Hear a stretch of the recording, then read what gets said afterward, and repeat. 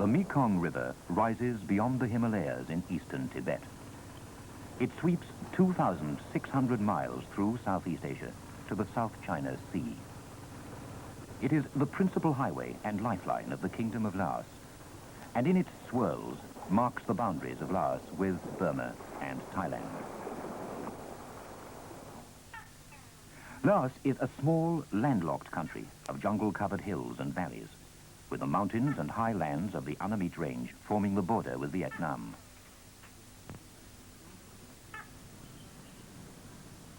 Laos can look back to a golden age when the country was strong and united.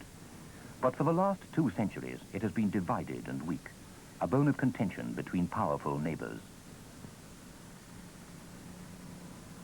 Situated in an area of strategic importance, Laos has neither the natural barriers nor the population large enough to withstand foreign encroachment.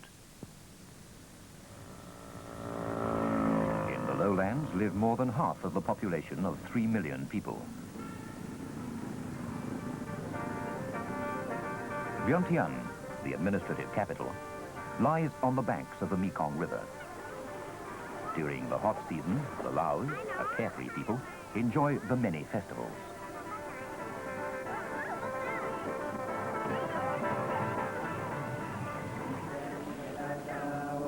Laos may appear a paradox, but to the Laotians it is not a riddle.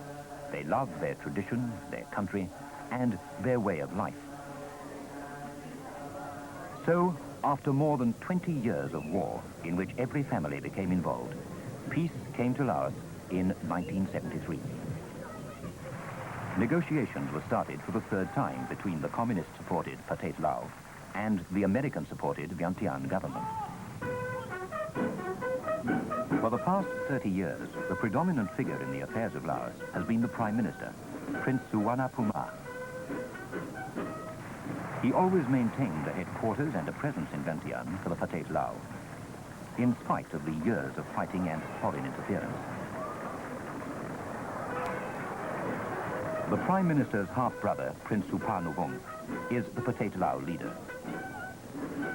The 2 brothers agreed to meet in 1974 after bitter years of rivalry and conflict, and to form a government of national union and a joint political council. The Minister of State for Foreign Affairs, Mr. Chanton Chantarasi, says of the arrival of the 2 princes in the royal capital of Luang Prabang, "The 2 leaders have shown statesmanship and wisdom. There were concessions from both sides, and each realized that they cannot win militarily, so they came to this political compromise. Laos has its own characteristics. The situation is unique and requires a unique solution." I was very glad and very happy to see the 2 half-brothers come to Luang Prabang, the royal capital. I noticed how much they care for the country, how much their heart is for Laos. They met after long separation. The 2 brothers, when they are united, they can bring unity among the Lao people.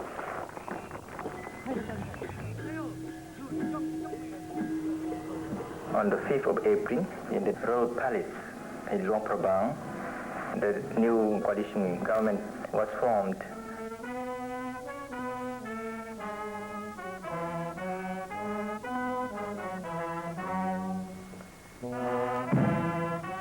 This coalition government has great chance to succeed because it seems that the Lao want to have this bridge maintained between the 2 sides. They have the respect of a king.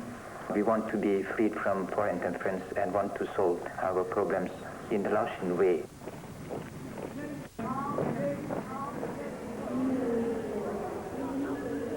The day following the formation of the Government of National Union, Sri Rajmohan Gandhi and the musical production Song of Asia arrived in Vientiane.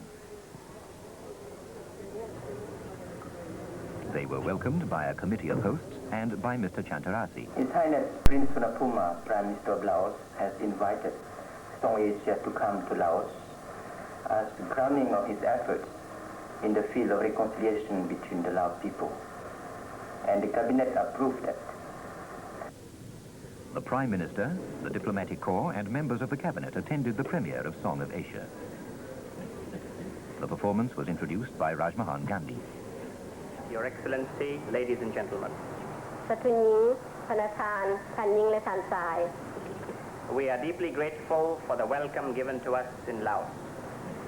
Today, two great tasks await Asia. One, to give a better life to the hundreds of millions who live in Asia. And two, to answer the search for something that satisfies, that is evident throughout the globe. Song of Asia explores the past of Asia, and it explores the future mission of this continent. Song of Asia has a cast of 50 young men and women from countries in Asia and the Pacific. They have created a dramatic musical with sketches molded from their own experience and from the hard reality of their struggle for an Asia free from corruption and hate.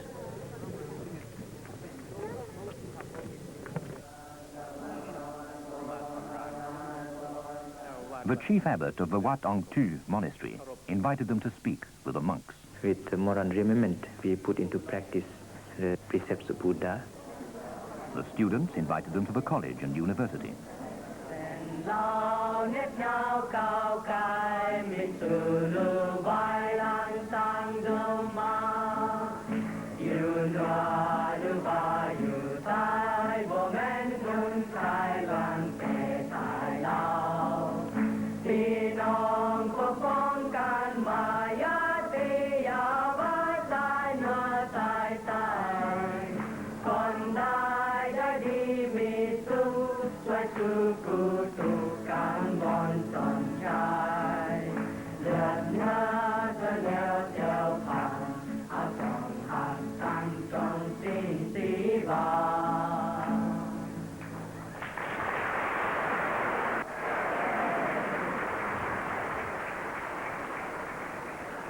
The cast of Song of Asia is composed of young people who have found the secret of listening to the inner voice. They have changed their own life, and they show discipline, dedication, and they are able to show real statesmanship. The members of the cast were welcomed wherever they went.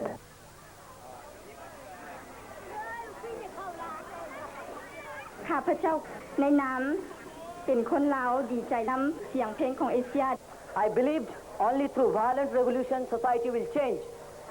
There is a growing number of men and women in my country who have decided that hate and selfishness should be ended so that a better future may be built. For every single man and woman, there is a special purpose. What is the special purpose for Laos? I believe that Laos is meant to give three gifts to the world. The first is the gift of unity. Already your leaders have shown reconciliation. But supposing unity comes to every single family in Laos, the second gift Laos could give is honesty. Supposing all the businessmen of Laos paid their taxes fully and honestly, if all the government officials said that we will do our work and our duty without any inducement, and supposing the students of Laos said that there was going to be no cheating of any kind in the examinations in the schools and colleges, and the third gift Laos could give the world is justice, that man ends the exploitation of man. We all want justice, and anyone who wishes to be a revolutionary can make the following experiment. He can decide that he will listen to the inner voice that speaks in his heart, that he will not listen to the voice of greed, of hatred and violence, but he will listen to the inner voice. And write down the thoughts on a piece of paper. And we believe that the students and the people of Laos will be in the front line of this revolution to change this world.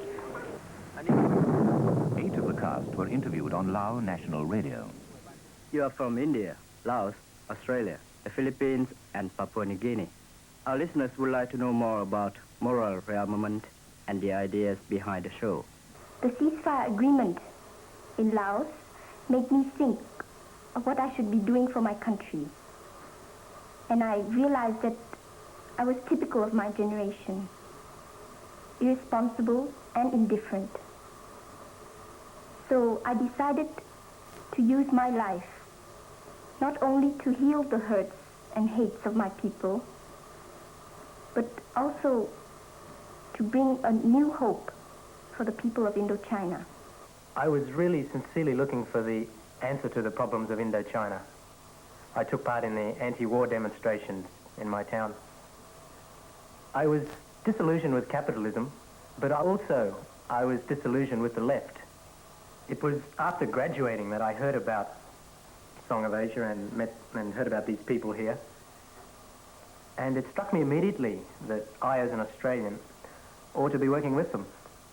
So I worked hard, saved money, and sold all my possessions and came to Asia.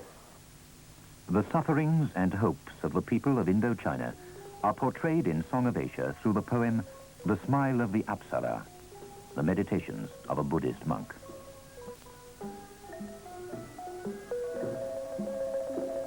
The frozen smile of the Apsara is lit by the first fires of dawn. The silence in her heart replies to nature's calm. In this primordial silence, where all is new, where all is pure, feeble language would create a senseless cacophony. In this primordial silence, where all is new, where all is pure, I have long been silent. My country, embroidered with lights and woven in colors, forsaken in one corner of the earth, this pitiful, poor, orphan country is the first to receive the glistening light of Surya Apollo. It is the first to die of its own grandeur. O Nagaraja, shall we ever again see across the earth these thousands of smiles now frozen, these bodhisattvas, these apsaras, these kings, are they dead? Will our people live again? Hope, O Lord, hope is in the smiles of our people. The day that the Apsara smiles, our people will smile again. Grief freezes the dead smiles and contracts the mouth into a grin of hate. Contempt, malice, lack of understanding pour their putrefying waters into the chalice of our hearts. What progress have we made? When will hatred cease to engender hate? That the Apsara may smile again, that our people may go back to the land of love and joy. That this may happen, we swear that we will sacrifice our hate and our suspicions at the altar of our pride. Then will the divine Apsara break free of the stone pillory, as hard as our suspicions and hates. Then will she dance, so that our people may smile again. And in this dance may she lead all the peoples of Cambodia and of Laos, of Thailand and of Vietnam, of Burma and of Indonesia, of Malaysia and of Maharlika. May the joy these lands find spill over to the ends of the earth, and with them may the whole world celebrate.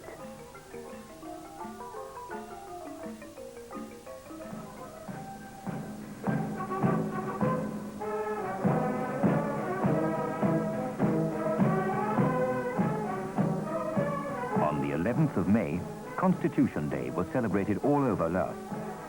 His Majesty the King traveled to Vientiane to preside over the ceremony.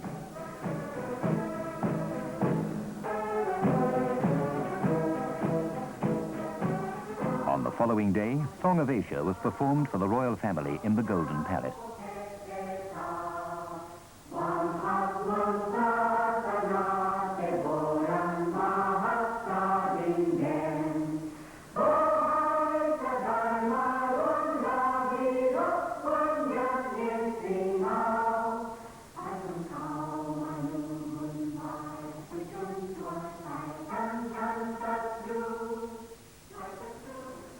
The four dancers gave to the Majesties a bouquet of flowers. These respect shows that the dancers, on behalf of the cast, ask for forgiveness for any mistake that might happen during the show. His Majesty pinned a medal to Sri Rashmohan Kanti, and Their Majesties pinned to each one of the members of the cast Buddha amulet. I consider it a great honor. The royal family were very happy to see the performance. Heroes of Laos will be the people who can break the chain of hate and revenge. So Asia was not an ordinary entertainment. We saw practical solutions to many current problems. We have witnessed an Asia with her joy, happiness, suffering, sorrow, and hope, an Asia whose destiny is unfolding. We have the conviction that one day these aspirations will become reality.